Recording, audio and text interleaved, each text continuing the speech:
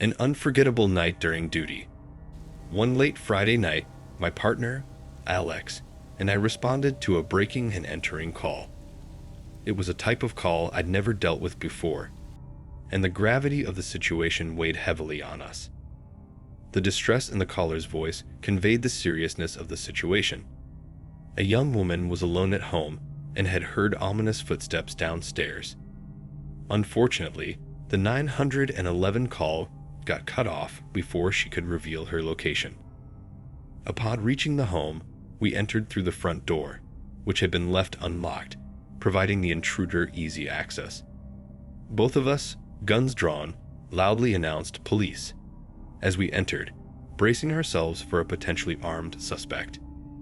We called out for the homeowner, but there was no response. The silence suggested that Emma, the homeowner, was understandably scared and unwilling to reveal her position to the intruder. We quickly checked the entire first floor, which was small, and found no sign of basement. However, a door shutting upstairs caught our attention. Leading the way, I headed upstairs, where all the doors had been shut. It was challenging to pinpoint the exact source of the sound, so I instructed my partner to check one room while I investigated another. Turning the doorknob and kicking the door open, I raised my gun, only to find a dark, empty room. Despite the darkness, I could hear the rhythmic breathing of someone inside. My focus shifted to a slightly open closet door, revealing half a face, mostly an eye, peeking through. Convinced it was Emma, I spoke gently, "Emma, it's okay. You can come out." However, she remained silent, and the breathing hushed. Moments later, my partner, in the adjacent room, called out, "Daniel, I found her." The sense of ease I initially felt turned into nausea. Raising my gun again, I commanded the person in the closet to come out. With no compliance, I called my partner into the room. Together, we turned on a light and opened the closet, discovering a disheveled woman holding one of Emma's kitchen knives. With two guns pointed at her, she dropped the knife, and we brought her into the precincts. Grateful that the following year, I was stationed in a safer area of town, I haven't received any breaking and entering calls since that intense night. Haunted apparition during investigation at night. In the heart of the city, amidst the tumultuous landscape where crime rates surged 88% above the norm, I served as a police officer.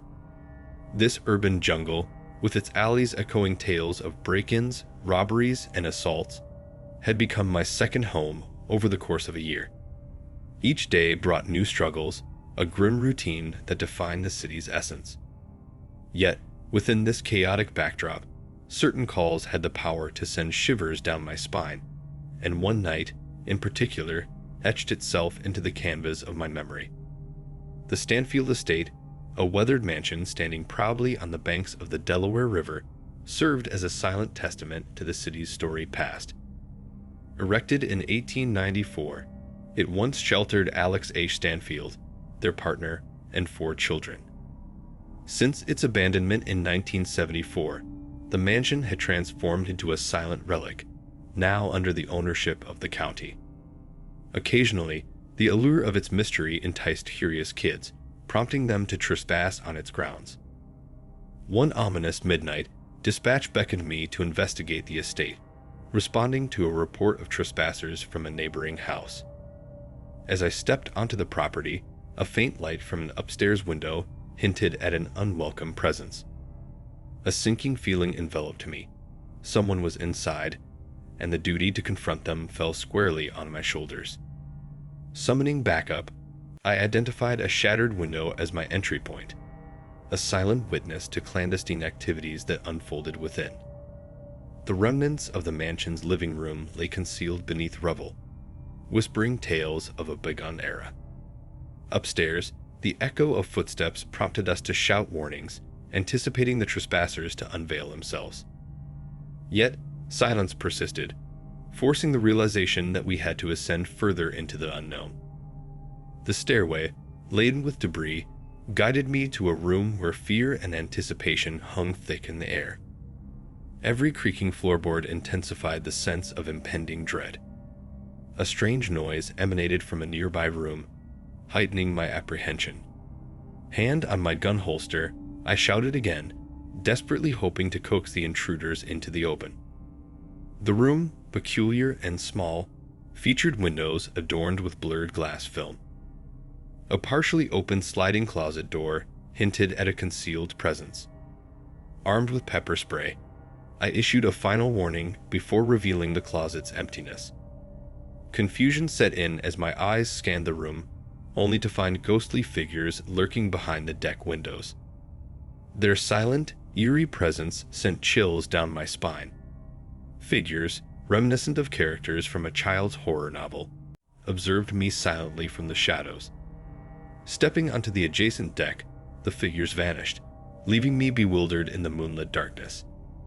The flashing lights of a police car marked the arrival of fellow officers. Describing the unsettling encounter, we meticulously searched the mansion, yet every room held only echoes of the mysterious figures. Approaching a window on the first floor, I once again encountered an inexplicable presence. As I cautiously moved closer, the object behind the window lowered, leaving us baffled.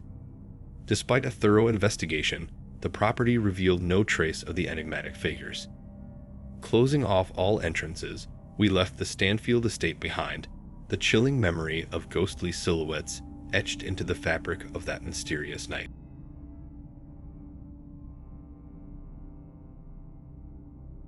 Unanticipated encounter of a police officer.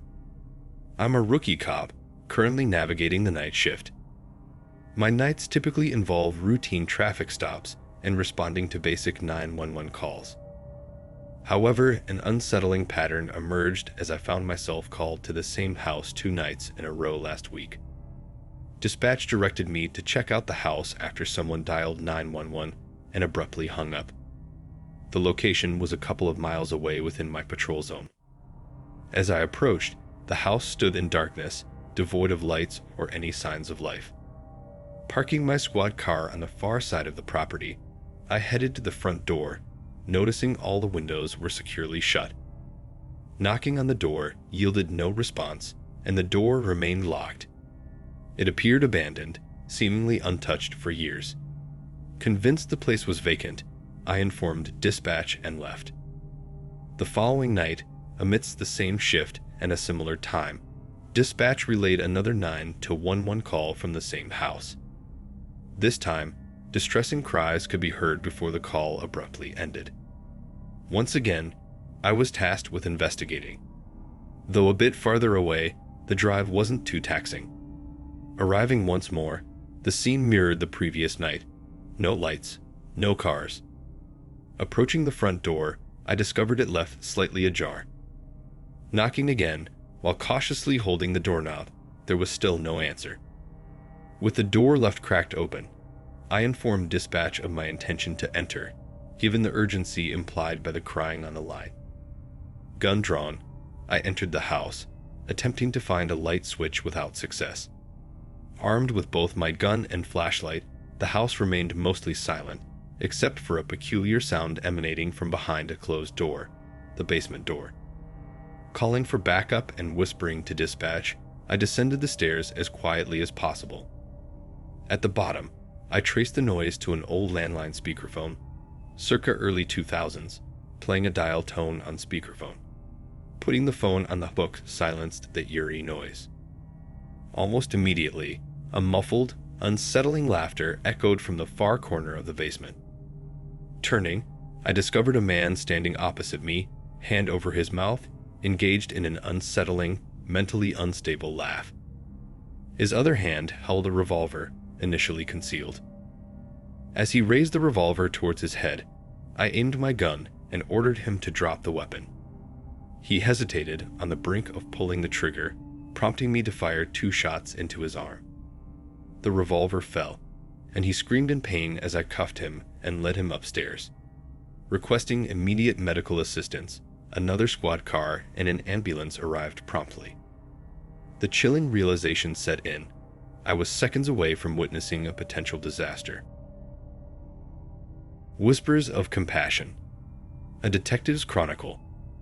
Once upon a time, in the heart of a bustling city, where skyscrapers reached for the heavens and the streets echoed with the rhythm of urban life, a dedicated police officer named Detective Emily Mitchell patrolled the streets. Emily was known for her keen instincts, unwavering commitment, and a knack for solving cases that left others baffled. One day, Emily received an unusual police report.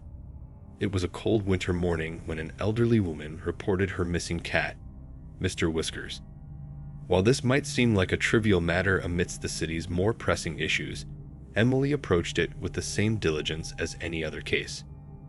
As Emily delved into the investigation, she discovered that Mr. Whiskers wasn't an ordinary cat. The feline had been a companion to the elderly woman, Mrs. Patterson, for over 2 decades, providing solace and company.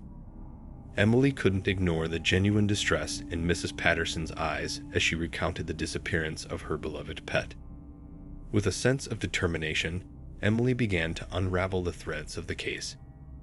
She visited Mrs. Patterson's home, noting the signs of a disturbance near the cat's favorite spot.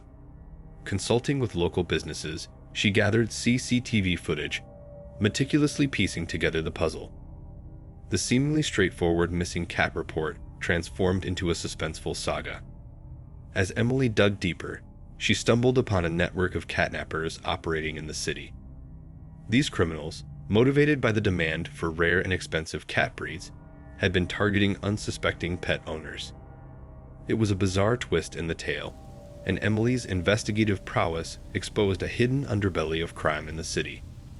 Each police report became a story waiting to be uncovered, and Emily's dedication to her duty turned routine investigations into captivating narratives. From quirky incidents to high-stakes mysteries, her police reports painted a vivid picture of the city's diverse and unpredictable nature. In one instance, she tracked down a notorious graffiti artist who turned out to be a talented but misunderstood teenager seeking an outlet for self-expression. Another report led her to a group with elderly citizens organizing a secret knitting club to create warm garments for the homeless during winter. Emily's ability to see beyond the surface of police reports became a beacon of hope in the community.